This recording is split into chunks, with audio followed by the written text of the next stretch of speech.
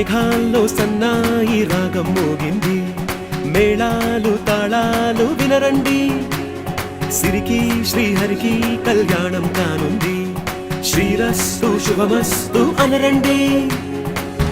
అచ్చ తెలుగింట్లో పెళ్లికి అర్థం చెప్పారంటూ, మెచ్చదగు ముచ్చట ఇది అని సాక్ష్యం చెబుతామంటూ, జనులంతా జై కొట్టేలా జరిపిస్తామండి.